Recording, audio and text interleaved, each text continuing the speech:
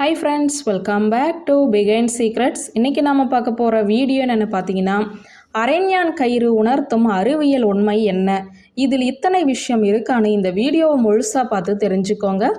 பிறந்த குழந்தைகள் முதல் பெரியவர்கள் வரை அரைஞான் கயிறு கட்டக்கூடிய பழக்கம் தொன்று தொட்டு இருக்கும் பழக்க வழக்கங்களில் ஒன்று என்பது உங்களுக்கு நன்றாகவே தெரியும்.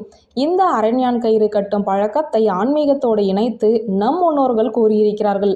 எனினும் இதில் மிகப்பெரிய அறிவியல் உண்மை உள்ளது. அதை சீராக கடைபிடிக்கத்தான் இது போன்ற கருத்தை அவர்கள் கூறியிருக்கலாம். அவரவர் வசதிக்கு ஏற்ப அரைஞான் கயிறை வெள்ளி, தங்கம் போன்றவற்றில் செய்து போடுவார்கள்.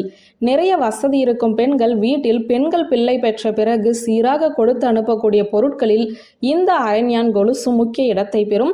பொதுவாக கருப்பு நிறத்தில் இருக்கும் கயிறை அரைஞான் கயிறாக கட்டுவது வழக்கம். ஆதி காலத்தில் எருக்கம் நார் கொண்டு அரைஞர் பெயரை குழந்தைகளுக்கு கட்டிவிடுவார்கள். இதற்கு காரணம் குழந்தைகளின் இதய துடிப்பானது கொஞ்சம் அதிகமாக இருக்கும். அதை சீராக்க இது உதவி செய்யுமாம். இடுப்புக்கு அருகில் இருக்கும் இரத்த குழாய்கள் மெலிதாக இருக்கும். இது போன்ற கயிறை கனிவதாக ஒரு நிலவி வருகிறது. மேலும் ஆண்களுக்கு சிறுநீரகத்தில் இருந்து வரக்கூடிய இரத்த குழாய்கள், விதப்பையில் இருந்து வரக்கூடிய இரத்த குழாய்கள் ஒன்று சேரும் இடம் உடலில் அடிவயிற்று பகுதிதான்.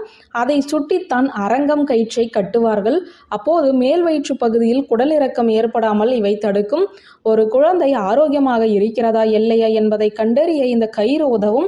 சில நேரங்களில் விஷக்கடிகள் நிகழ்ந்துவிட்டால் அந்த அரங்கான் கயிற்றை அறுத்து விஷ ஜந்துக்கள் தீண்டிய இடத்தில் விஷம் ஏற்படாமல் கட்டுவார்கள். எனவே இந்த கயிறானது தன் பாதுகாப்புக்கும் பயன்படுத்துவதாக கூறலாம்.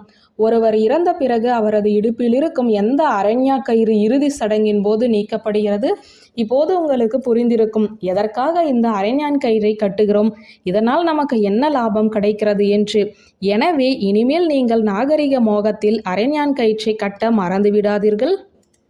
வியூவர்ஸ், இந்த வீடியோ உங்களுக்கு பிடித்திருந்தால் லைக், கமெண்ட், ஷேர் பண்ணுங்க. நன்றி.